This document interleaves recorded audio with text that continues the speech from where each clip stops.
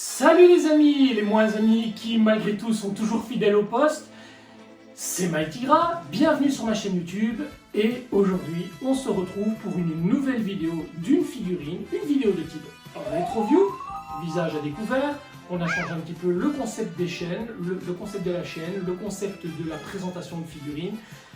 Et aujourd'hui c'est vraiment avec une joie incommensurable que je vais vous parler de mime de Bénétache, donc figurines de type classique, donc ces figurines avec les fameuses ouvertures fenêtrées, figurines qui datent de 2008, que je n'ai jamais présentées sur ma chaîne et qui, je pense, vous fera vraiment réellement plaisir, tant il s'agit d'une figurine très sympathique. Voilà. Alors, on attend avec impatience la suite des Guerriers Divins d'Asgard en version EX, mais en attendant, ce sera Mime qui fera l'objet d'une vidéo dédiée, donc avec un accompagnement au montage bien entendu, une découverte des blisters, de la boîte, etc.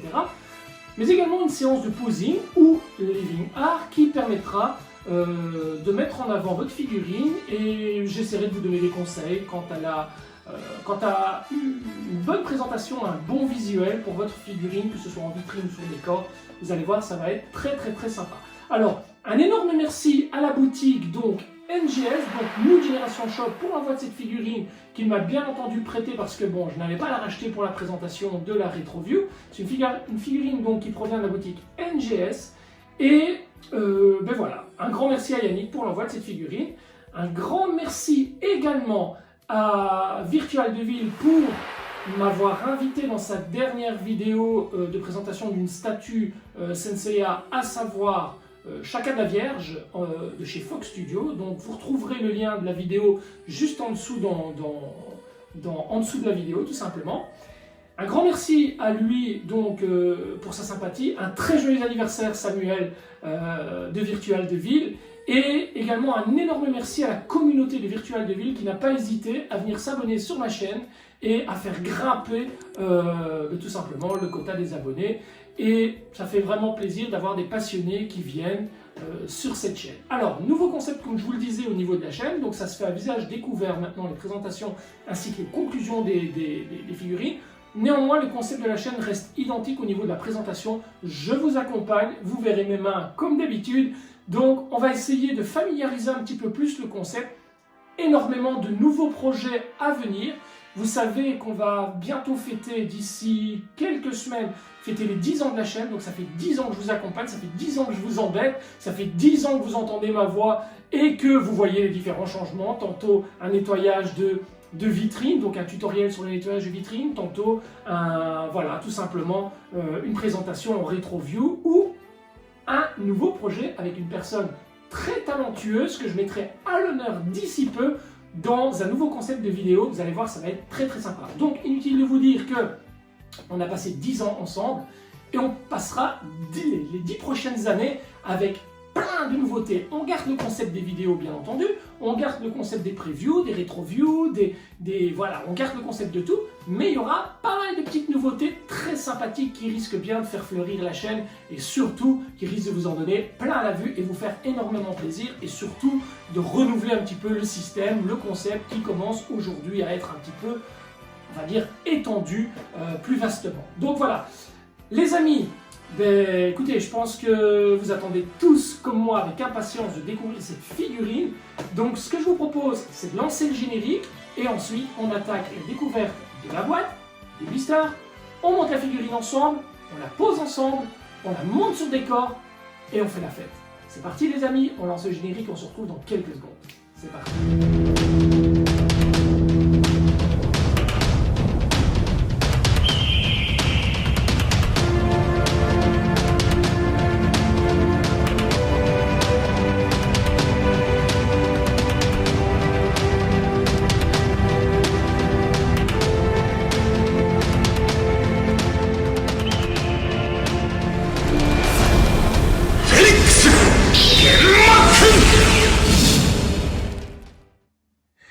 Et nous revoici donc, les amis, devant cette fabuleuse boîte de ce guerrier divin d'Asgard, à savoir Mime de Bénétache, tout simplement.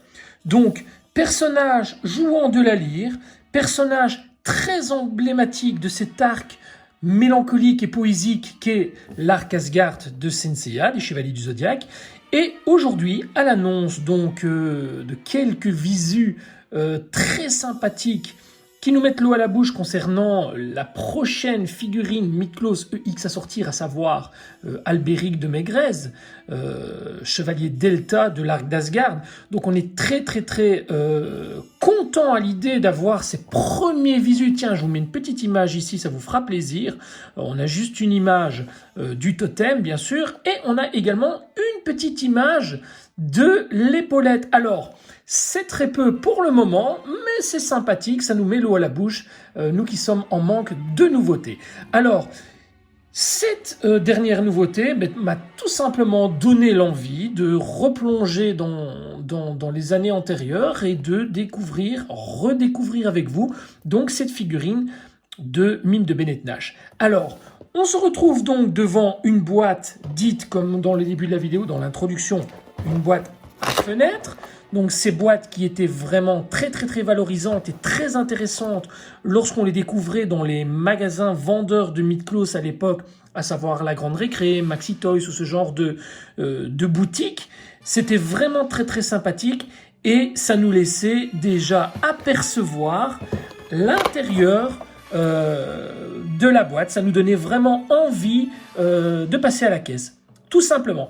Alors, cette boîte, sur l'avant, nous avons une magnifique illustration de Mime, hein, très fidèle à lui-même, cheveux orangés, donc très joli, vraiment un personnage qui est méga charismatique.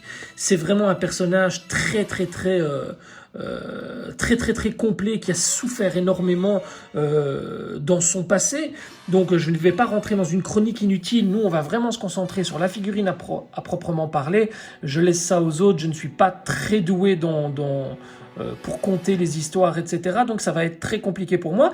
Mais on va vraiment s'intéresser au personnage. Alors, ce qu'on peut dire déjà, c'est que pour 2008, Bandai soignait vraiment les boîtes parce qu'on avait vraiment un personnage qui était très bien représenté sur l'avant. Regardez, donc on a l'illustration de Mime ici et on a le personnage ici et on voit directement à qui on a affaire. On reconnaît le personnage. Hein. Alors, personnage qui a quand même fait pas mal de polémiques, tant beaucoup de personnes n'ont pas apprécié le visage, ne trouvaient pas le visage fidèle. Moi, c'est un personnage que je trouve au contraire très fidèle. Alors, bien sûr, il est perfectible. Hein. Bien sûr, lorsqu'on aura la UX devant les yeux, on va très certainement se retrouver avec une tuerie monumentale. Mais pour l'époque, pour 2008, alors je vous rappelle qu'il y a quand même 13 ans, je trouve que c'est quand même pas mal du tout pour une figurine qui tout simplement souffrait des défauts des figurines de l'époque, avec le manque de possibilités, le manque de visage, le manque de mains, etc. Je trouve qu'on était quand même sur quelque chose de très correct. Alors, voilà pour l'avant de la boîte, version japonaise, hein, donc autocollant doré pour l'époque. Le côté, nous avons tout simplement la robe d'état, hein, donc le totem, qui était vraiment splendide également. Et à l'arrière, nous avons, tout simplement, Mime sans son diadème qu'il tient à la main. Et là, nous remarquons tout de suite une chose qui est quand même très importante pour une figurine de l'époque, c'est que nous avons plusieurs visages. Alors plusieurs, c'est beaucoup parlé, c'est un grand mot. Je pense qu'on en a 2 si je ne m'abuse. Oui, on a 2 visages. Alors je trouve que pour l'époque, c'était quand même déjà vachement pas mal. Ça nous donnait la possibilité, comme vous le voyez ici, d'avoir un visage avec les yeux fermés. Là, nous avons les yeux ouverts avec le diadème et là, nous avons les yeux ouverts sans le diadème. Alors, regardez-moi cette qualité de visage. Ne venez pas me dire que c'était pas terrible. Alors, oui, les cheveux sont peut-être perfectibles, bien entendu, mais le visage était quand même vachement sympathique pour l'époque. Alors, position très emblématique pour Mime de Bennett Nash. Donc, la position allongée sur un mur et sur un muret. Et vous allez voir que concernant cette position, je me suis déjà éclaté dans le passé. Alors, je vous montrerai tout ça tout à l'heure. On aura différents visus, différentes photos que je vous montrerai de choses que j'ai faites dans le passé avec ce personnage. Et vous allez voir qu'il y a moyen vraiment de s'amuser. C'est un personnage qui prend vraiment énormément d'ampleur lorsqu'il est posé dans des poses de ce style, assis ou couché. Vous allez voir, il y a vraiment moyen de faire énormément de choses. Alors, nous avons la robe ici, qui est vraiment splendide, la robe en totem, hein, vraiment splendide. Et enfin, nous avons Mime ici, avec la main pointée vers l'avant, vraiment incroyable aussi. Alors, les guerriers divins d'Asgard sont pour moi des personnages qui mériteraient vraiment d'avoir un étage consacré à tout simplement, à leur totem, à leur robe sur totem, parce que ce ne sont pas des armures, attention, contrairement aux autres chevaliers, ce ne sont pas des armures, mais ce sont des robes. Et j'ai toujours personnellement adoré la couleur des guerriers divins d'Asgard qui est vraiment très très vaste. On a vraiment du bleu, du blanc, du rouge. C'est vraiment un arc où le panel de couleurs, les chromatiques sont vraiment exceptionnels. Et ça, je trouve que d'avoir un étage avec toutes les robes comme ça, c'est quelque chose que je ferai dans le futur. Ça, je veux garantir. En version EX, bien entendu, mais c'est quelque chose que je ferai dans le futur parce que je les trouve tout simplement divins. Voilà, le mot est juste, divin, tout simplement. Alors, voilà pour la boîte. Donc, une boîte assez simple, comme je vous le disais tout à l'heure, qui s'ouvre d'une manière fenêtrée, donc avec un petit scratch ici. Donc, ça, c'est toujours génial d'entendre ce bruit. Voilà, moi, ça me replonge il y a quelques années, donc cette nostalgie d'ouvrir ces boîtes et de découvrir à l'intérieur, tout simplement, face gauche, le personnage et ses nombreuses pièces qui viennent le recouvrir au niveau de sa robe, de son armure. Et enfin, à droite, tout simplement, un blister sur lequel on retrouve une grosse partie du totem. On retrouve les mains, etc. Mais nous allons découvrir l'intérieur de ces blisters tout de suite, maintenant. C'est parti, les amis, on retrouve les blisters. Alors, une chose est sûre, c'est lorsqu'on découvre les blisters, on ne peut qu'être ému. On ne peut n'avoir qu'en soi une part de nostalgie parce qu'on retrouve une figurine que l'on a connue il y a plus de 10 ans. Alors, regardez-moi ça. Pour l'époque, on était quand même sur quelque chose de très, très, très joli au niveau de l'emballage. On a beau dire, mais l'emballage, ça fait quand même énormément dans la présentation d'une figurine, dans la découverte d'un nouveau personnage. Et là, en 2008, nous découvrions donc un mime de Bennett Nash, tout simplement. Cheveux orangés, comme ceci, yeux rouges, avec un corps un peu blanc cassé, plus tirant vers le gris. On retrouve quelques taches ici, mais c'est normal, c'est la décoloration des épaulettes. Je vous en parlerai après, comme je le fais régulièrement dans les rétro-views. Nous avons une chevelure ici trouée qui permet de mettre ce fabuleux diadème. Nous avons une partie de l'épaulette, un visage, yeux fermés, l'avant-bras, la seconde épaulette, l'avant-bras. Nous avons une main, donc une paire de mains, 2 paires de mains, 3 paires de mains, 4 paires de mains.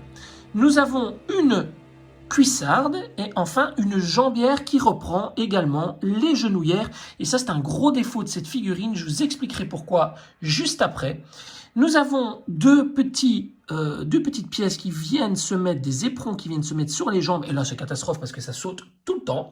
Alors, je vous parlais des genouillères à l'instant, mais c'est tout simplement embêtant parce que lorsque nous allons placer cette figurine dans une position de cette manière, mais regardez, au niveau des genouillères, ça laisse entrevoir tout simplement le corps. Et j'aurais trouvé ça vraiment bien d'avoir cette pièce en 2 parties. Chose qui sera très probablement corrigée avec une version UX. Bandai ne peut plus laisser passer une erreur de la sorte. Alors, deuxième partie, nous avons toutes ces pièces du totem. Nous avons un plastron, une ceinture. Enfin, nous avons également encore 2 paires de mains. Ah oui, donc on a 1, 2, 3, 4, 5, 6 paires de mains. Ce qui est pas mal du tout pour l'époque, les amis, mais vraiment pas mal. Nous avons cette fameuse lyre, donc cette fameuse harpe. Nous avons ces 3 pièces qui servent tout simplement à pouvoir mettre ce saphir d'Odin tout simplement dans ce petit socle qui viennent se planter, vous savez, dans ces présentoirs à figurines vendus par Bandai à l'époque. Il y avait des blancs, il y avait des bleus, il y avait tout simplement des noirs pour la série Hades, et ça permettait de décorer tout simplement ces socles. Alors, nous avons également une petite pastille qui venait tout simplement se mettre au milieu pour compléter les socles. Et nous avons également dans la boîte un petit autocollant, donc ici Bennett Nash, écrit tout simplement voilà, dans une langue lisible. C'est pas écrit en japonais, même s'il s'agit d'une version japonaise. Et ça, c'est pas mal, c'est c'est multilangue et c'est pas mal. Alors, à l'époque, nous avions dans les versions japonaises toujours des petits prospectus comme ça, très sympathiques, qui nous mettait l'eau à la bouche. Ici, on découvre clairement qu'il s'agit de tout simplement Athéna, en 2008. On la voit clairement, on voit le résultat, c'est très très beau. Et ça nous mettait vraiment l'eau à la bouche. Un petit formulaire dont je ne sais absolument pas de quoi il s'agit. Voilà, je pense peut-être une garantie ou autre. Et enfin, une notice d'explication qui, à ce stade de l'aventure, n'est plus vraiment nécessaire, mais à l'époque, faisait quand même bien son rôle. Alors, petit détail également, vous remarquez que cette figurine a 13 ans d'âge, si je ne m'abuse, oui, c'est bien ça, et vous remarquerez que la couleur est toujours aussi éclatante. On n'a pas de pet de peinture, on n'a rien de tout ça, et pourtant, il s'agit d'une figurine d'occasion, il ne s'agit pas d'une nouvelle figurine, mais à l'époque, force est de constater que Bandai avait tout simplement un respect au niveau du consommateur, il soignait beaucoup plus tout simplement ses peintures, la qualité de ses vernis, etc. Et on avait des peintures qui étaient vraiment étincelantes, et ce Bim de Velvet Nash en est la preuve. Allez, c'est parti, on découvre la notice et ensuite le montage de la figurine. C'est parti pour la notice. Voilà, une notice de montage qui rappelle tout simplement la date Bandai 2008, date de sortie de cette figurine. On a une notice, voilà, toujours très sympa d'avoir toute cette publicité avec les personnages, quelques personnages sortis à l'époque, et je trouve ça vraiment cool. Alors, on découvre tout simplement le mime de cette position, voilà, on découvre le totem également, une illustration de simplement de mime, avec quelque chose d'écrit en dessous, mais je ne lis pas le japonais, désolé. Nous avons toute cette constellation donc des guerriers divins d'Asgard, voilà, et de l'autre côté, ce qui nous intéresse le plus, nous avons le montage du totem à gauche, et enfin, sur la droite, nous avons le montage de la figurine qui ne reprend qu'une seule page. Voilà, regardez, on ne reprend qu'une seule page.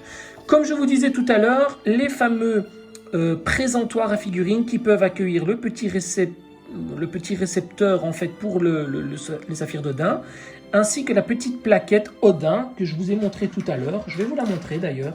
Voilà, regardez. Cette petite plaque Odin vient se placer, vous voyez ici, sur le petit totem. Tac, on vient le mettre, enfin sur le petit présentoir, on venait mettre ça. Enfin, nous venions mettre tout simplement le petit réceptacle à la place de la petite pastille. C'était Odin ou ceci. Et enfin, ce fameux saphir qui venait se mettre dedans. Et c'était très joli devant chaque présentoir de figurines, mais nous avions le petit saphir d'Odin et c'était très joli pour qui voulait exposer ces figurines d'une façon muséum. Alors, nous voyons ici la main utilisée pour utiliser la lyre. Nous avons tous les montages avec numéro 2, numéro 1, le 1 qui correspond à L pour left, le 2 qui correspond à R pour right. Donc c'est pas mal, ça nous donne une indication de montage, c'est pas mal parce que tout est en japonais, mais le L et le R, ainsi que le 1 et le 2, sont traduits pour pouvoir nous donner plus de facilité. Alors voilà, en ce qui concerne la notice, on se rend compte qu'il y a énormément de mains, et les mains jaunes apparemment servent tout simplement à utiliser la lyre. Les fameuses mains jaunes qui sont, je pense, les mains que l'on retrouve dans le second blister, les mains ici, donc je pense. Donc voilà. C'est parti les amis, je pense qu'on peut enfin passer au montage de la figurine parce qu'il me tarde de vous la présenter montée. Alors figurine qui, je vais bien vous le dire, bien vous l'avouer, qui prend vraiment beaucoup plus de charisme et de beauté une fois qu'elle est posée dans une autre pose que debout. Debout, il reste un petit peu statique. Voilà, on n'a pas vraiment énormément de possibilités, bien qu'on va jouer avec cette pose également, avec le statut de debout, on va jouer avec ça également. Mais vous allez voir que le personnage va vraiment prendre toute son ampleur une fois qu'il va être posé sur diorama. C'est parti les amis, on attaque la figurine.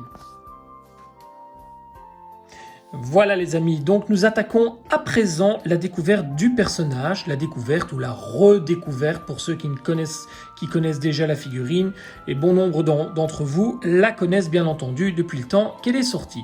Mais voilà, pour les petits nouveaux éventuellement dans le monde de la collection de la Mythclose, ça peut être sympa de redécouvrir ou de découvrir cette figurine, voilà, tout simplement. Alors, que puis-je vous dire? Déjà, je peux vous parler du visage qui, pour moi, reste vraiment très joli. Alors, évidemment, sans son diadème, il perd toute son ampleur, mais je trouve que malgré tout, son visage est très sympathique. Les cheveux manquent de nuances, Malheureusement, voilà.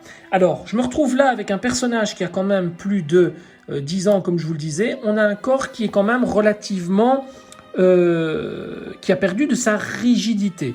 Donc, on est quand même sur un corps plus ancien, bien entendu, mais il a perdu pas mal de sa rigidité. Mais ça n'empêchera pas quand même de bien s'amuser avec ce personnage. Voilà.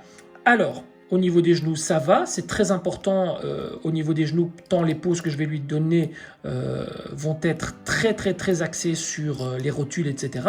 Au niveau des bras, ça se passe bien également. Comme je vous le disais tout à l'heure, on a des petites traces de peinture qui sont dues tout simplement à une décoloration des épaulettes que l'on est venu tout simplement poser sur le personnage.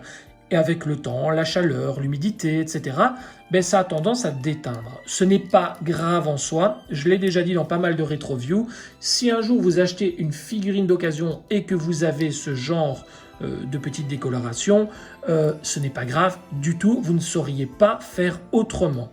À moins de laisser la figurine dans la boîte et de ne jamais la monter, c'est impossible que la pièce à un moment donné ne décolore pas sur le personnage. En tout cas, c'est arrivé sur pas mal de figurines à l'époque et ça arrive encore aujourd'hui sur des figurines plus nouvelles typées EX, les amis. Donc ne vous en faites pas pour ce genre de choses. Maintenant, c'est différent d'avoir une énorme tache en plein milieu du visage. Mais ça peut arriver également avec un casque qui vient se refermer sous le dessous comme ça, comme un site de Mizar par exemple, que le casque vient d'éteindre sur le visage. Donc, malheureusement, on ne sait pas faire autrement. Ce sont des figurines articulées, ce sont des figurines à monter. Donc, malheureusement, ben, voilà, on a quelques petits désagréments avec ce genre de peinture lorsqu'elle décolore sur les corps. Alors, les amis, voilà la figurine comme je vous viens de vous la montrer et je vous propose d'attaquer tout de suite le montage. Alors, je vais retirer les mains pour commencer. Voilà, vous entendez comme c'est dur ? Et ouais, elles tiennent dans les mains. Je les range dans la boîte tout de suite. Je retire le pied. Voilà, je regarde tout simplement s'il y a un indicateur qui marque si c'est le pied gauche ou pied droit et je ne vois rien sur le pied. Donc mettez-le bien du bon côté pour ne pas vous tromper. Voilà, même chose de l'autre côté. Je regarde s'il y a un indicateur. Il n'y a pas de 1, il n'y a rien du tout. Donc voilà, je le mets de l'autre côté. Je retire sa tête, voilà, avec un coup de cette manière, hein, vous voyez, c'est une figurine plus ancienne avec cette petite boule rotative. Hein. On va tout simplement lever les bras comme d'habitude.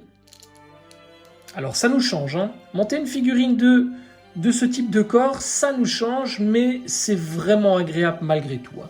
Alors les amis, on attaque comme d'habitude, les cuissardes. Voilà la première cuissarde. Alors, tout à l'heure, dans la boîte, souvenez-vous, dans la notice, souvenez-vous, il y avait un numéro 1 et un numéro 2 qui nous indiquaient tout simplement le 2 étant right, donc droite, et le 1 étant left, gauche. Ici, il s'agit du 2. Donc, ce qui signifie que c'est tout simplement pour le right, donc la droite. Donc, la droite, quand vous tenez votre figurine, ben, c'est comme ça, c'est la jambe droite du personnage, tout simplement. Voilà. Donc, on va venir placer la cuissarde de cette manière. Voilà. Comme ceci. Je ne me trompe pas. Attendez que je regarde bien ça. Non, je ne pense pas me tromper. C'est bien comme ça. Attendez, hein, parce qu'on ne sait jamais. Non, je ne pense pas me tromper. Et encore. Et encore. Et encore. Et encore. Je ne pense pas. Attendez les amis, regardez, il faut vraiment être méticuleux, être très prudent. Voilà, regardez la notice. Le 2 correspond pour la cuissarde. Vous voyez que c'est très important de monter les figurines ensemble. Le 2 correspond pour la cuissarde à left, gauche, tandis que le 2 de la jambière correspond au R, donc right. Donc le 2, ils n'ont pas fait dans la facilité, hein, les Japonais, plutôt que de nous mettre le 2 et le 2 correspondant au R, donc le right, ils nous ont fait une inversion. Donc, il me semblait bien qu'il y avait un problème. Allez, c'était pas très joli. Donc, le 2 vient se mettre sur la jambe gauche. Voilà, regardez. Et là, on a quelque chose de plus logique. Voilà, on a la petite découpe qui vient de ce côté. Donc, ne vous laissez pas attraper à ne pas lire la notice. Le 2 vient bien donc de ce côté, les amis. Regardez. Et alors, on s'en rend compte, bien entendu, en regardant la boîte. Sur la boîte, on voit bien tout simplement le dessin. On pourrait se laisser avoir. Hein. Les moins perfectionnistes et les moins visuels d'entre nous peuvent se laisser avoir très facilement, hein, les amis. Et bien entendu, donc la deuxième pièce ici qui possède un numéro 1, elle vient à droite. Voilà. Écoutez, je m'étais fait avoir aussi. Donc comme quoi, regardez, il y a tellement longtemps que j'ai monté cette figurine. Alors, ça monte très facilement, ça ne bouge plus. Une fois que c'est placé, ça ne bouge plus. Vous prenez la jambière, voilà, regardez. Et là, normalement, nous avons une indication 1 ou 2 également. Là, c'est un 1. Le 1 va cette fois sur la gauche, donc left, c'est gauche. Donc la jambe gauche, c'est celle-ci. On va venir la placer, on la monte. Et comme je vous disais tout à l'heure, vous voyez cette partie qui vient reprendre donc la genouillère. Ce qui est dommage, c'est que quand on va poser la figurine, on va avoir ce petit trou disgracieux, mais on y reviendra après. Quoi qu'il en soit, debout, on a vraiment cette pièce qui reprend toute la jambe et c'est très bien, ça ne laisse aucun espace. On va profiter tout de suite pour remettre le pied. Voilà, pour éviter que la jambe ne tombe. Et on va attaquer l'autre jambe qui, elle, a un numéro 2, enfin 2 petites barres. Et les 2 petites barres vont sur la droite. Je vous remontre ça. Voilà, 2 petites barres, donc R, c'est sur la droite. Voilà. Comme quoi, c'est un petit détail, hein, mais si vous n'avez pas la notice, vous pourriez vous laisser avoir. Hein. Et enfin, on va venir replacer l'autre pied. Voilà. Hop, je referme correctement. Voilà. Et là, nous avons déjà les 2 jambes de terminer. Attendez, on va bien placer ça. Il est un peu désarticulé, le pépère, mais on va faire avec. Ah, moi, je suis content de le monter, ce personnage. On verra également comment il donnera à côté des versions EX, comme je l'avais fait pour, tout simplement pour Thor, dans une précédente rétro-view, ainsi qu'Albéric de Maigret. On verra ce qu'il donnera à côté des 3 personnages de l'Arc Asgard en version EX déjà sortie. Et on verra si, au niveau de la grandeur, ça ne choque pas trop. Voilà. Alors, il a l'air de tenir quand même assez bien debout. Au niveau des éperons des pieds, on les mettra sur la fin. Inutile d'aller se rendre malade, d'aller faire sauter toutes les 3 minutes. Donc, voilà. Attendez, je regarde si la pièce est bien mise. Elle a un petit peu de travers. Alors, on va la mettre correctement. Voilà, qui est mieux. Voilà, vous voyez, on doit bien voir la petite découpe ici. Hein. Alors, nous attaquons les bras. Alors, pour les bras, il y a une petite subtilité. Attention. Il faut d'abord venir mettre cette pièce-ci. Vous voyez, ce dessus du bras qui va venir juste en dessous de l'épaule, de l'épaulette. Voilà, cette partie qui va venir comme ça. D'accord? Parce qu'en fait, l'épaulette, la partie supérieure de l'épaulette, que voici, va venir attraper le bras. D'accord? Comme ceci. On la mettra après, mais en tout cas, vous voyez un petit peu cette partie donc va venir se mêler avec la partie plastique ici. C'est ce qui va donner toute la beauté au bras de Mime, justement. Voilà, une fois que cette partie-là est bien placée, vous allez prendre l'avant-bras. Donc cette partie est en métal. Hein. Vous allez prendre l'avant-bras et vous allez venir le placer également. Alors, au niveau du placement, je préconise de ne pas le mettre comme ceci, parce que c'est pas très joli. Je vous préconise vraiment de le mettre de côté. Voilà, pour cacher l'articulation disgracieuse, hein, vraiment. On peaufinera tout ça à la fin, mais dans un premier temps, mettez-la toujours comme ça. Ensuite, au niveau de la main, étant donné que la main va tenir la harpe, on va prendre justement cette main, vous voyez qu'on peut écarter, vous voyez, on peut écarter les doigts, et on va venir la placer. Tout en maintenant le bras. Attendez, parce que l'autre bras a tendance à me gêner. Voilà. On va bien serrer le bras pour venir placer la main. Voilà. Et vous voyez que sur la main, les anciennes figurines ne possédaient pas de pièces de recouvre-main de la couleur de l'armure, et ce en métal. Et ça donne un petit peu moins joli, mais en tout cas, on n'avait pas de souci de peinture. Ça donnait très bien. Moi, personnellement, ça ne me dérangeait pas du tout d'avoir les mains comme ça. Très honnêtement. Même s'il faut l'accorder, c'est quand même vachement plus joli aujourd'hui. Voilà, l'épaulette, on viendra la placer après.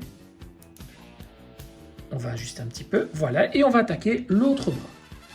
Alors, pour l'autre bras, on n'a pas ce souci d'avoir une pièce qui vient, on va dire, une brassière. On n'a pas de brassière de ce calibre.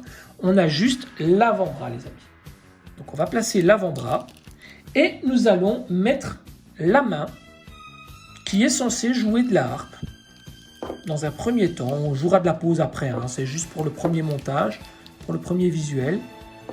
Alors on va venir placer la main, très très dur. Vous avez vu tout à l'heure comme j'ai eu difficile à retirer les mains de corps, hein, donc c'était très très difficile. Donc, pour les enfoncer, dites-vous bien que c'est très difficile aussi, et c'est justement un gros point positif, c'est que ça ne tombe pas. Alors regardez, vous voyez, cette main va donner de cette manière quand la harpe sera justement dans la main. La harpe, la lyre, et donc on va vraiment bien s'amuser. Ah, je suis vraiment tout excité à l'idée de m'amuser avec cette figurine. Alors on va lever les bras, et nous allons maintenant attaquer la partie du plastron que nous allons venir mettre comme ceci et refermer. Magnifique, magnifique. Nous allons à présent attaquer la ceinture, voilà, qui s'ouvre de l'arrière. Vous voyez, pas de petite pièce qui vient au-dessus, comme c'est le cas pour les figurines EX tout simplement. On n'a pas ce petit problème de petites pièces qui sautent. Et la ceinture se place de cette manière, les amis, pas dans l'autre sens, de cette manière. Voilà. Et vous venez enfin refermer dans l'arrière du corps, comme ceci, en enfonçant bien. Ah, j'ai raté la petite encoche. Voilà, vous appuyez bien, c'est fermé. Voilà. Voilà pour l'armure, pour les principales pièces de l'armure. Nous allons à présent attaquer les épaulettes. On a quasiment fini, hein, les amis. C'est une statue, une figurine qui se monte très facilement. Vous voyez, la ceinture a tendance à sauter. Donc, il faudra vraiment bien l'enfoncer dans le petit trou parce qu'elle a tendance à sauter ici. Regardez, elle a tendance à se détacher. Est-ce que je l'ai bien mise? Est-ce que je l'ai mise dans le bon sens? Oui, le trou, regardez, le trou. Voilà, les petites pointes se dirigent vers le bas, tout simplement. Et la pointe ici vers le haut. Mais elle a énormément de mal à tenir dans le petit trou. Pourquoi? Alors, attendez, on va essayer de comprendre cette raison. Voilà. Il ne faut pas trop le manipuler, en fait, au niveau de la ceinture, parce qu'elle a tendance à bouger et à repartir sur le dessus. Donc, on va faire attention à cette pièce. Nous allons à présent récupérer le haut de la partie de l'épaulette et que nous allons tout doucement nettoyer, voilà, parce que c'est du plastique. Et le plastique laisse les traces de doigts. Et nous avons deux petites encoches ici, regardez, deux petites boules qui vont venir tout simplement. On va descendre cette partie-là. On va la descendre. Ah. Attendez, on va descendre cette partie-là que j'ai montée trop haut, voilà. Et on va venir l'attacher au niveau des épaules. Alors, un petit peu de mal. La ceinture est remontée. Attendez, on va devoir redescendre la brassière que j'ai montée trop haut. Voilà, elle est descendue, vous voyez? Pour nous laisser libre accès à justement venir attraper le bras, comme ceci. Voilà. Et ensuite, nous allons seulement la remonter. Et quand nous la remontons, regardez, quand nous remontons cette pièce, on vient la monter côte à côte avec l'épaulette. Et enfin, cette partie du bras, on va la tourner comme ceci pour que ce soit visuellement joli. Attendez, hein. C'est de l'ajustement, hein. Voilà, regardez. Pour que ce soit visuellement joli. Voilà, tac, tac.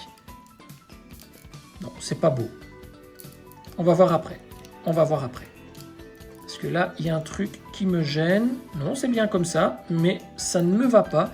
Cette partie que l'on voit très fortement ici, les articulations me gênent. Donc je vais devoir tourner comme ça. Et voilà, peut-être un peu plus comme ça. Voilà. Bon, c'est de l'ajustement que je ferai après. Voilà, mais en tout cas, le bras, l'épaulette sont mises. Voilà. Vous voyez, la ceinture est encore montée. Hein, donc ça, à la limite, pour ne pas être embêté, vous savez quoi? Je vais la retirer et je la mettrai à la fin. Voilà, je la mets sur le côté. Je vais prendre l'autre épaulette qui est également en plastique et je vais venir également la fixer dans les deux petits points d'attache ici de l'épaule.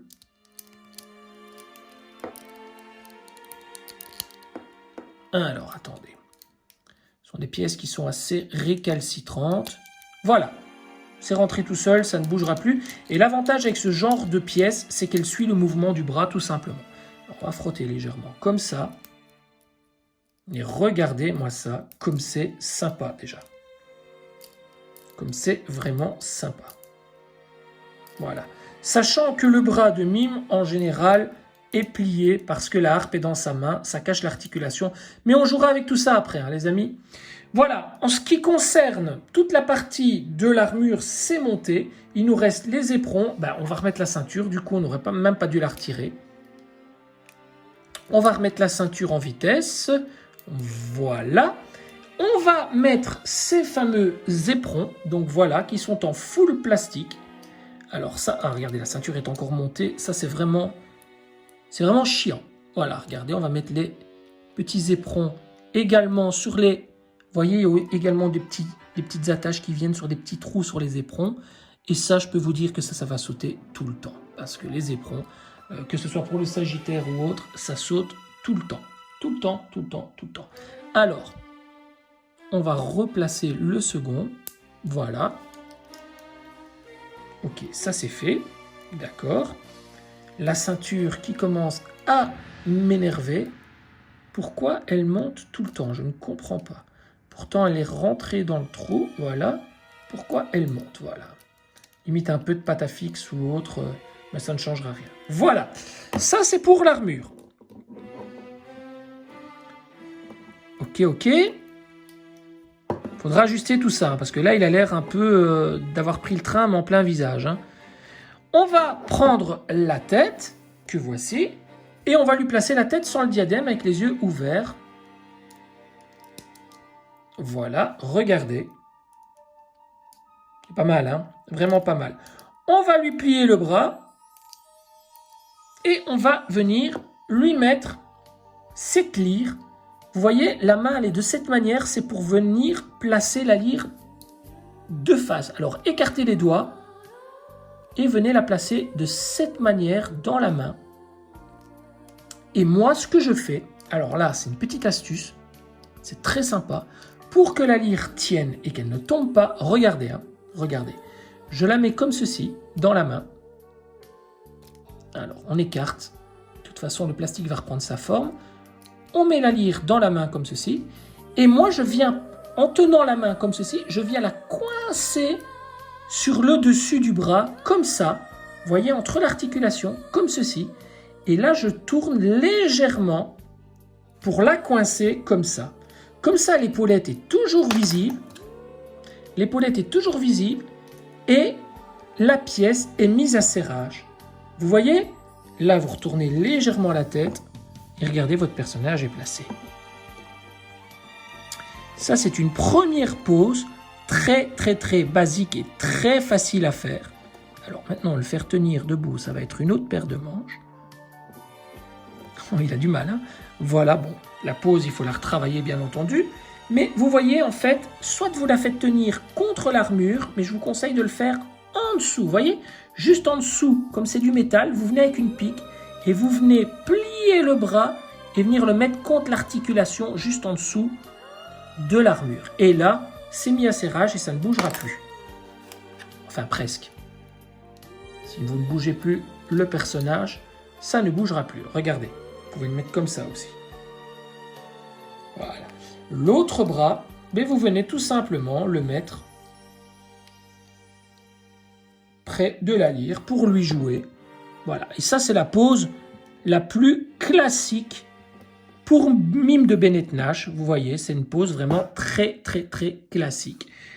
Voilà, il n'y a pas grand-chose à faire de plus de cette manière. Vous voyez, regardez. Bon, ben, évidemment, on va aller plus loin, hein, rassurez-vous. Hein. Alors, on va retirer la tête. Voilà, ça devait arriver. On va retirer la tête. Et on va jouer avec la chevelure trouée. Regardez le visage. Très beau malgré tout pour 2008. On va mettre la chevelure trouée. Et nous allons mettre le diadème que je trouve tout simplement splendide. Et là, vous allez voir la différence de personnage une fois le diadème posé. Regardez. Alors, très important, détail hyper important. Vous voyez la mèche ici, cette mèche. Elle doit passer en dessous du diadème. D'accord, les amis? En dessous. Alors, l'astuce pour ce faire, vous voyez, si vous faites comme ça, vous allez galérer pour pouvoir mettre la mèche en dessous. Prenez le diadème, retirez-le. Retirez là, tout simplement, les cheveux troués comme ceci. Voilà, vous les prenez en main, ils sont beaucoup plus malléables. Prenez le diadème et positionnez-le, tout simplement. Mettez-le dans le trou, tout simplement, voilà, et ne vous occupez pas de la mèche. Vous retournez le casque, le diadème, et là, vous avez accès, juste là, à cette petite mèche ici, en dessous, qui doit absolument passer ici sur le côté. Et là, avec un petit élément, vous allez la pousser, regardez, vous allez la pousser de cette manière et elle va tout simplement se retrouver de l'autre côté comme ceci. Et ça va donner, alors là on va faire un peu le ménage, voilà. Et ça va donner tout simplement, en le remettant sur Mime, regardez la différence avec la mèche juste devant. Alors c'est un petit défaut qui souvent est réalisé par les débutants. Et regardez, si vous êtes connaisseur, vous vous rendrez compte qu'il y a un autre souci. Regardez, qu'est-ce que je n'ai pas fait? Regardez la mèche là-bas, je ne l'ai pas fait non plus.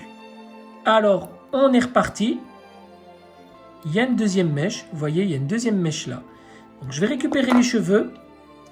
Et c'est vraiment pour vous montrer que pour ce personnage, le plus compliqué à faire, c'est de mettre les deux mèches de cheveux à l'extérieur. Et ça a son importance parce que c'est ce qui va vraiment donner toute la beauté du visage à Mime. Regardez là-bas aussi, il y a une autre chevelure ici qui doit tout simplement passer à l'extérieur. Voilà.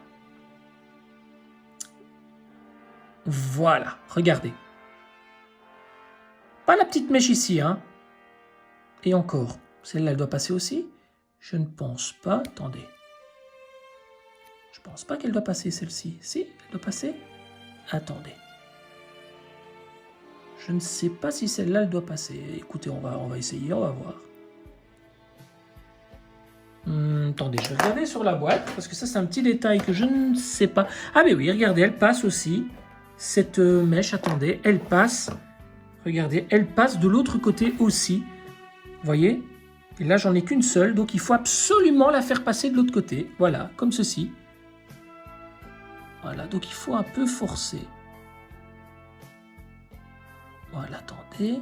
Tac, tac. Donc n'hésitez pas. Voilà, elle est passée. Regardez, elle est passée. Voilà, c'est quand même vachement plus beau. Hein. Donc les mèches sont passées à l'extérieur. Et là, on a le même résultat que sur la boîte. Voilà. Écoutez, si je n'avais pas eu un ami qui m'avait fait, qui me l'a fait remarquer, pas sur une de mes photos, parce que moi, je pense que dans le passé, je me suis trompé. Mais je l'ai remarqué il n'y a pas tellement longtemps dans un groupe de passionnés Senseiya, tout simplement. Komyo Shingon, que je salue au passage, tout simplement un gars qui illustre depuis des années la toile de par ses posings de qualité, mais tout simplement a fait la remarque à quelqu'un sur une de ses photos que les mèches n'étaient pas bien mises. Et regardez, il n'y a pas photo, c'est clair que c'est vachement plus beau.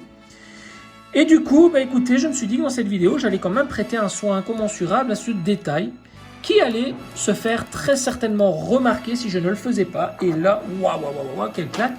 Merci pour cette petite astuce dont je vous fais part à travers cette vidéo, parce que ça peut toujours servir. Alors, la tête, je la retourne légèrement, et là, je vais déjà jouer du posing. Hein. On va déjà essayer de jouer du posing. Par contre, cette ceinture me rend complètement chèvre à ne pas tenir du tout. Mais alors, complètement chèvre. Je ne sais pas ce qui se passe, pourquoi elle ne tient pas. Mais c'est bien chiant. Alors, voilà. Pourtant, ça rentre bien dans le trou. Je ne comprends pas pourquoi, mais bon. Voilà pour le personnage monté dans son intégralité, les mèches correctement placées et la ceinture qui part encore en couille, pardon pour le mot, mais voilà. Alors, je vais jouer de la pose tout de suite et je reviens vous montrer quelque chose de sympa dans une pose debout. C'est parti les amis! Je vous avais dit que c'est avec ce personnage on allait beaucoup s'amuser. Hein. Regardez un petit peu cette pose. Voilà. Je vais vous la montrer sous tous les angles. Regardez-moi ça. Je l'adore. Franchement, je l'adore. Voilà. Pour une pose debout avec mime, c'est vraiment une très jolie pose. Regardez-moi ça. Je vais vous le faire tourner pour vous le montrer. Regardez. Sur tous les angles. Voilà la cambrure du corps. Regardez. Voilà. Très muséum comme pose. Voilà le visage sur le côté comme ça avec la chevelure qui traverse, donc qui passe de l'autre côté du corps. C'est vraiment magnifique. Je trouve ça vraiment superbe. Vraiment une très belle pose. Alors comme je vous le disais tout à l'heure, on fait un petit test en vitrine dans une pose muséum à côté des autres guerriers divins d'Asgard. Et vous voyez, contrairement à Albéric de Maigresse que je vous avais présenté dans une précédente rétro-view, ça ne va pas du tout. Hein. Il est beaucoup plus petit, voilà, ça ne va pas. Donc il n'est pas fait pour se mélanger avec les guerriers divins d'Asgard EX. Bien que la pose soit très jolie, ben, ça ne convient pas au niveau des proportions du personnage. Hein. Là, on est vraiment face à un bonhomme qui a une tête en moins et ça ne va pas du tout. Allez, on passe à une seconde pose. Une autre pose un peu plus traditionnelle, donc mise de côté. Les jambes un peu, voilà, un peu croisées, sans l'être totalement malgré tout. Donc pour se donner vraiment l'impression que le gars est vraiment tenu comme un pilier. Voilà, il joue de son instrument. Voilà, regardez. Très noble, très bien, très joli. J'aime beaucoup aussi cette pose. Très représentatif du personnage, cette ceinture qui se barre, voilà, une pose détruite, voilà.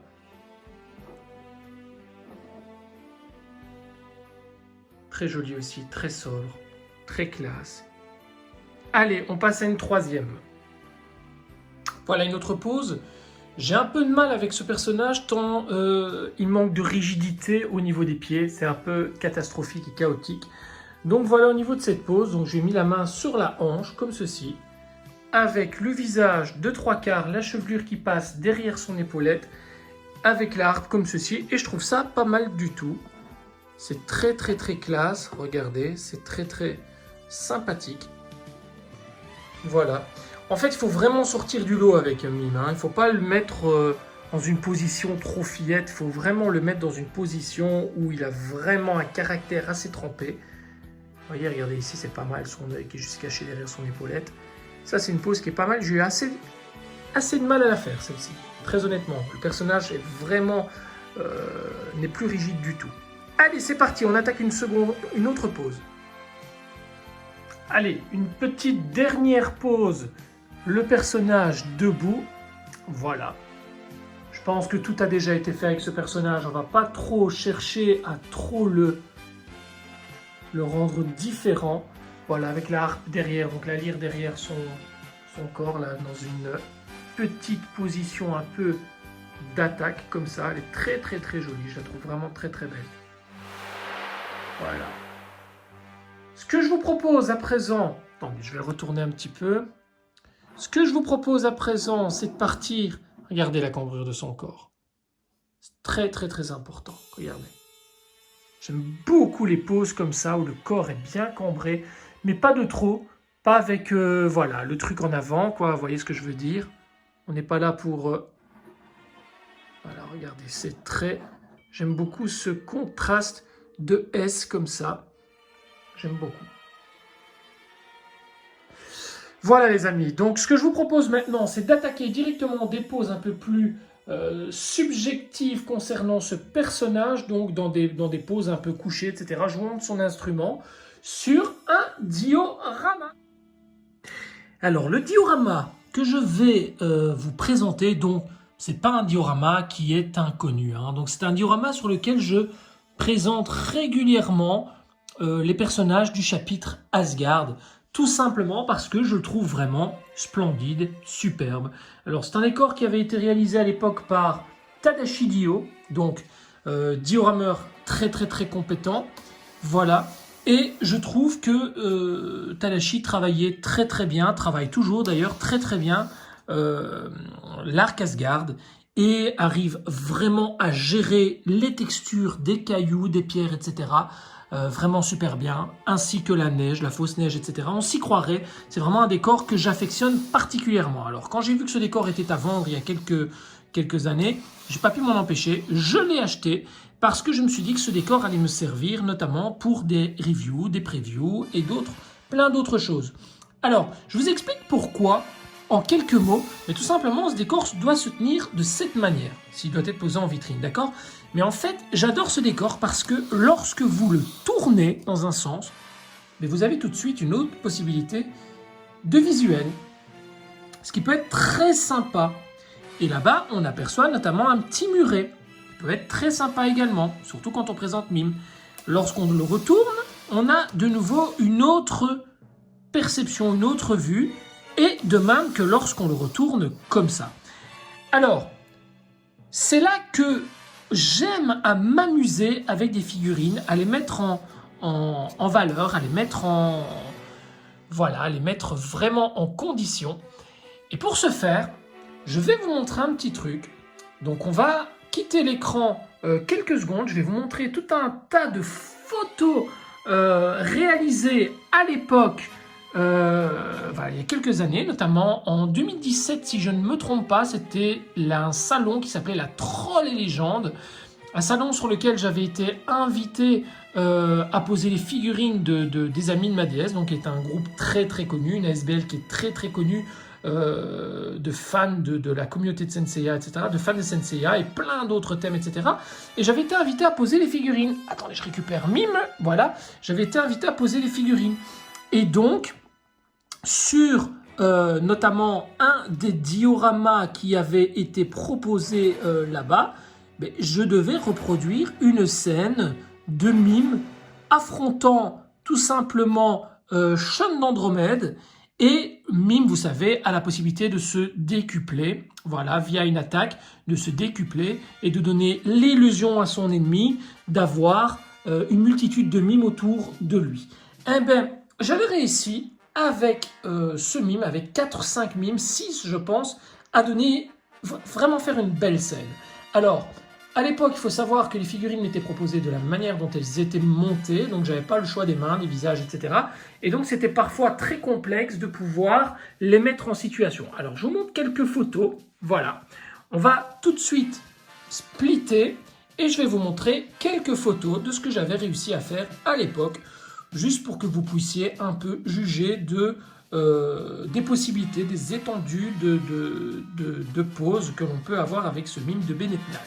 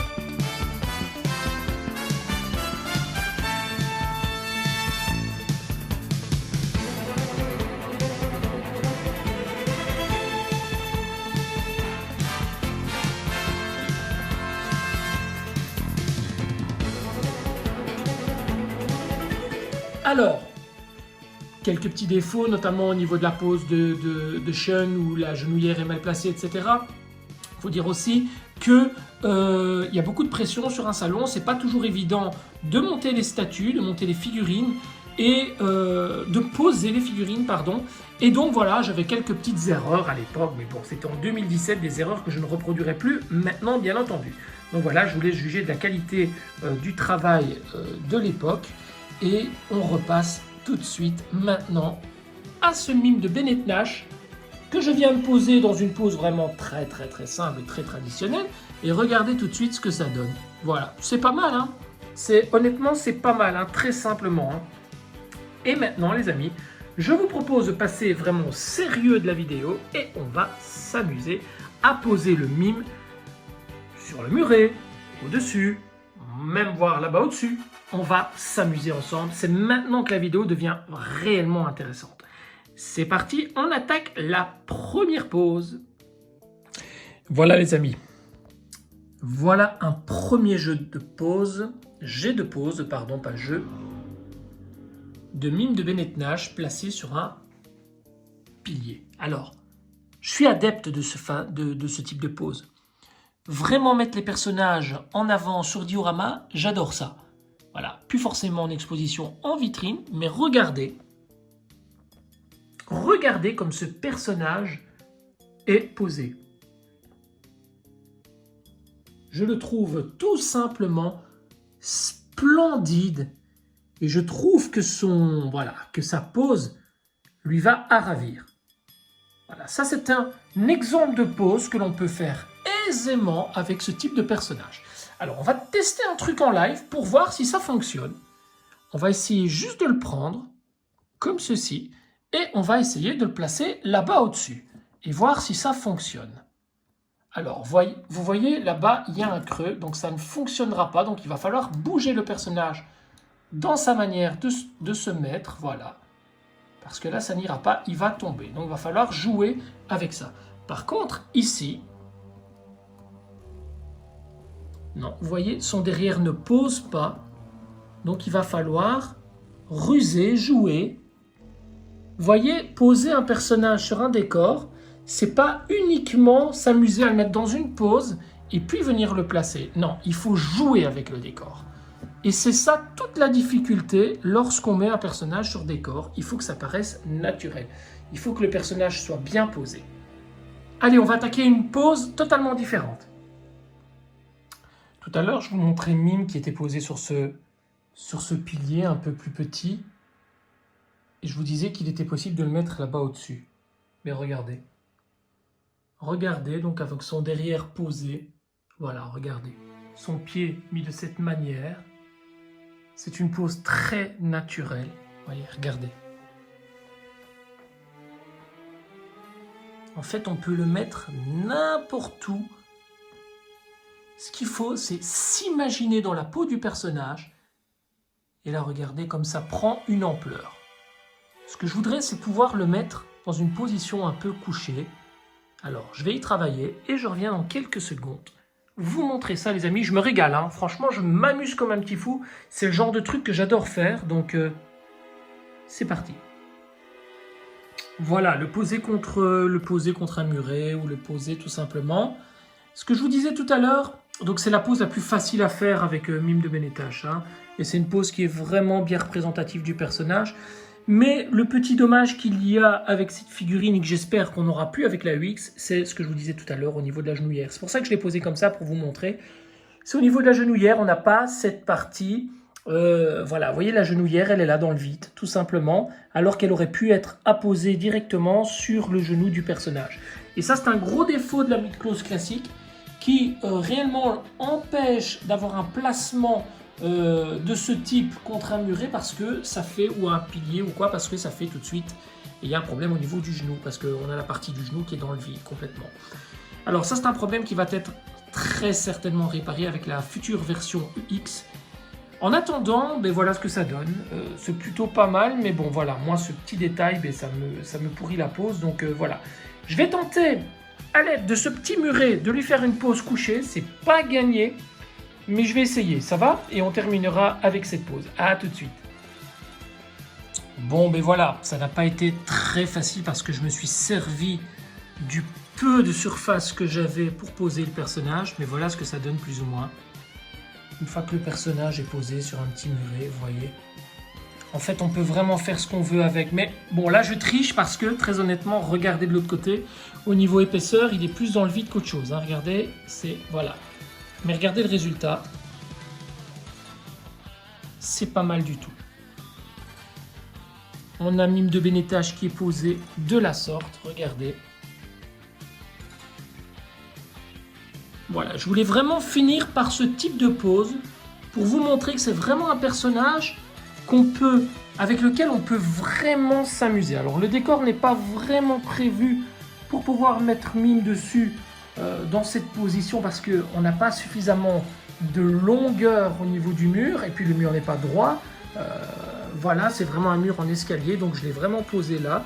J'ai posé son coude de cette manière et son pied est posé naturellement ainsi que celui-ci.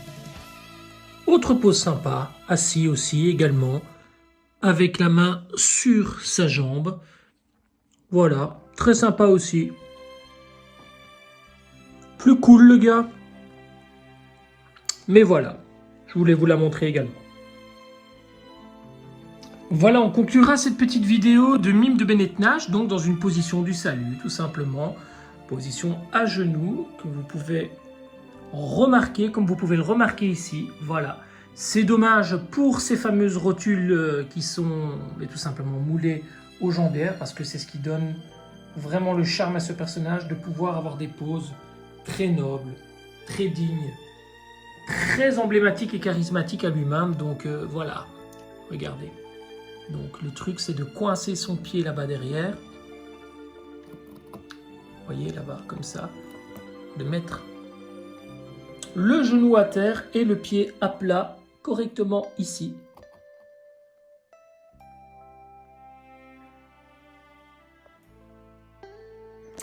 Voilà. Allez les amis, on se retrouve pour la petite conclusion de la vidéo et pour vous annoncer les prochaines sorties en vidéo, rétro-view, etc. Allez, c'est parti. Mes amis, merci beaucoup d'avoir suivi cette vidéo. Un énorme merci à vous d'avoir pris le temps de m'écouter, de me regarder, et merci d'être là, toujours et encore. Voilà, donc Mime de Bénétage, qu'en dire? Il s'agit d'une figurine qui est vraiment incroyable, une figurine que j'ai vraiment appréciée il y a de ça des années, lorsque j'avais ma précédente collection. Donc j'avais un décor typé falaise, comme ça, qui était vraiment génial, qui était vraiment super bien foutu, sur 2 étages. Donc le premier étage, en fait, était tous les guerriers divins d'Asgard, et juste en dessous, on avait cette mer agitée avec le totem, tout simplement, d'Odin, tout simplement, bleu, comme ça. C'était vraiment un superbe décor. Et sur ce décor, justement, Mime de Bénétage était assis sur un espèce de caillou, et c'était vraiment super. J'avais vraiment pris un énorme plaisir à faire ça. C'était vraiment le début de ce que je fais maintenant, c'est-à-dire du posing, de la mise en situation, de la mise en scène. C'était vraiment le tout début, en tout cas le tout début, la naissance de Mighty Tigre, on va dire. Et par la suite, je me suis un peu dispersé. J'ai travaillé avec vraiment beaucoup de décors, etc. Et ce personnage, c'est toujours un personnage que j'ai apprécié poser. Et comme vous avez pu le voir, donc à la Troll et Légende en 2017, je me suis régalé sur ce décor. J'ai pu jouer avec les personnages. Ça s'est fait sur 2 jours. Donc le premier jour, il a fallu bouger tous les personnages. J'avais à peine 2 heures pour tout bouger. Donc imaginez-vous, il y avait plus de 300 figurines. C'était vraiment très très compliqué de poser toutes les figurines comme ça. Et le soir, il fallait tout démonter, et le lendemain, il fallait tout remonter. Donc, enfin, pas démonter les figurines, les pièces, etc. Il fallait tout emballer, tout ressortir des décors, et le lendemain, forcément, les poses étant disparues, il fallait tout remettre. Donc, c'était assez compliqué. Donc, voilà pourquoi dans les images de la Troll et Légende, vous pouvez constater qu'il y a plusieurs images où les poses sont différentes de l'une à l'autre. Donc voilà, ça s'est passé sur 2 jours, donc il y a eu 2 fois le travail à faire. Voilà les amis, donc moi je suis très content d'avoir réalisé cette vidéo avec vous, cette rétro-view. Voilà, je vous donne rendez-vous très prochainement pour quelque chose de sympa. Je vais vous présenter une figurine que j'ai jamais faite en rétro-view, ni en preview d'ailleurs, bien entendu. C'est Pégase V3 en version classique, suivi de son appendix. Et à ça, on rajoutera le lycra de corps, donc le vêtement de corps qui va pouvoir vraiment améliorer cette figurine. Alors pourquoi ce choix en rétro-view? Mais tout simplement que j'ai envie de préparer l'arrivée du fameux Pégase V3 en version EX. Alors ce fameux Pégase V3 en version EX qui ne m'avait pas fait bonne impression lorsque j'ai vu les premières photos apparaître sur le net, et qui force est de constater, et forcément vu les photos de qualité incroyable qui sont sorties juste après, mais m'a fait totalement changer d'avis. Comme quoi, il n'y a que les imbéciles qui ne changent pas d'avis, et les photos étant de mauvaise qualité, j'étais un petit peu déçu. Et la déception fait parfois péter les câbles, se mettre en colère, et donc sur les réseaux sociaux, j'ai explosé en disant que c'était pas du tout un respect du consommateur de la part de Bandai, et que la figurine ne ressemblait en rien au prototype. Ce qui n'est pas totalement faux, la figurine est loin du prototype, mais elle est quand même splendide.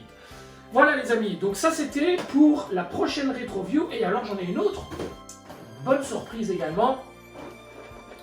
La Dante de Cerbère que je n'ai jamais ouvert, que je ne connais pas. Cette figurine en fait est sortie durant mon absence dans le monde de la mythose, donc j'ai fait une interruption de 2 ans. Elle est sortie durant cette période et je me fais un réel plaisir de la présenter en mode, enfin de la représenter en mode rétro-view également, vu que c'est une figurine qui est sortie en 2018. Voilà, alors je suis très content également de découvrir cette figurine, ce sera l'objet d'une prochaine rétro-view. Il y aura également pas mal de projets, donc il y aura la vidéo de présentation de la statue de chez Fox Studio, c'est-à-dire Chaka de la Vierge, que je vous ai présenté donc avec Samuel de la chaîne Virtual Devil, mais je vais la représenter sur ma chaîne avec un invité surprise. Je vais lui faire découvrir la statue de la même manière que je l'ai découverte avec Samuel, mais avec mon petit concept à moi. Il y aura une prochaine vidéo également avec Yoga de chez AXL que je vous présenterai ici, mais il y a une surprise avec ça aussi qui va être annoncée d'ici peu. Et alors, il y aura quelque chose de très intéressant très prochainement.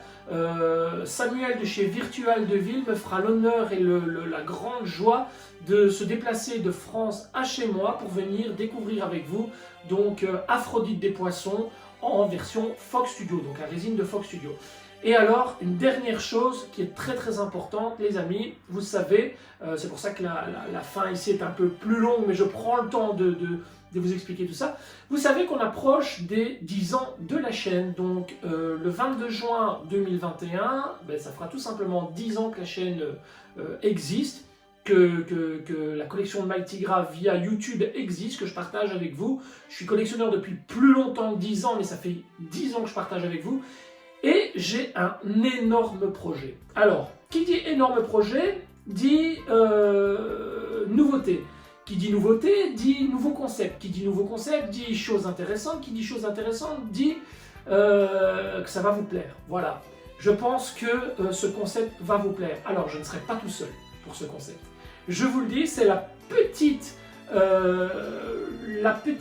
information, le petit indice que je vais vous libérer ici dans cette vidéo, mais je vous en donnerai un à la présentation, un autre à la présentation de Pégase EX, Pégase V3 EX. Je vous donnerai l'information, je vous donnerai la vérité sur ce concept, je vous expliquerai tout sur ce concept et vous allez voir, ça va être très sympa, vous allez vraiment adorer parce que vous allez tous concernés par ce concept et ça va vraiment vous plaire. Voilà, l'univers de Senseiya va être agréablement surpris de cette petite nouveauté qui va arriver et qui va permettre à tout un chacun de faire des choses bien spécifiques et vous allez voir, ça va être vraiment bien. On va bien s'amuser. Voilà, c'est le concept, c'est le truc. J'ai envie encore de partager avec vous. Alors, les détraqueurs et compagnie, je m'en fiche complètement.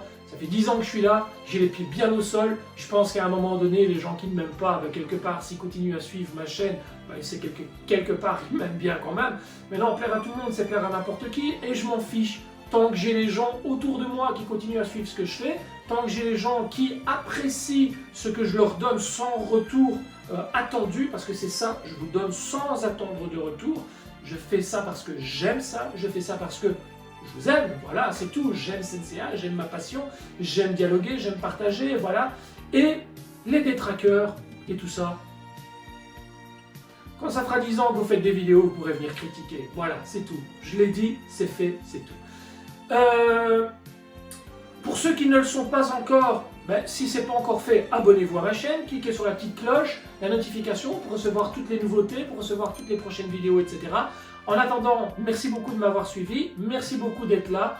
Amusez-vous bien, avant tout collectionner c'est aimer, aimer c'est partager, partager c'est être soi-même et c'est voilà, c'est faire les choses spontanément, avec plaisir et pas avec ambition. Voilà, c'est très important. Avant de devenir quelqu'un, il faut d'abord être soi-même. Voilà, c'est très important, je voulais le dire. Alors, bienvenue à tous les petits nouveaux dans le monde de la collection de Senseiya. C'est une collection qui est assez onéreuse, c'est pas toujours facile de débourser autant d'argent, mais ne privilégiez pas la quantité mais la qualité. Voilà, faites-vous plaisir avant tout, c'est le B.A.B. du collectionneur, c'est avant tout de se faire plaisir à soi avant de faire plaisir aux autres. Des regards critiques, il y en aura toujours, des gens qui ne vous aiment pas, il y en aura toujours. Et je pense notamment à quelques petits nouveaux youtubeurs qui sont pas trop à l'aise. Faut continuer les gars, il faut le faire parce que vous aimez ça. Et voilà, et c'est tout. Des détraqueurs, il y en aura toujours. Et c'est ce qui nous fait vivre finalement, parce que la moitié des vues qu'on a, c'est les gens qui ne nous aiment pas. Donc voilà, c'est comme ça. Les amis, à très très bientôt. Merci de m'avoir suivi. C'était Mike Tigra pour la collection de Mike Tigra, tout simplement. Et je vous embrasse. Et n'oubliez pas, au service de votre passion, de notre passion. Salut, ciao, ciao.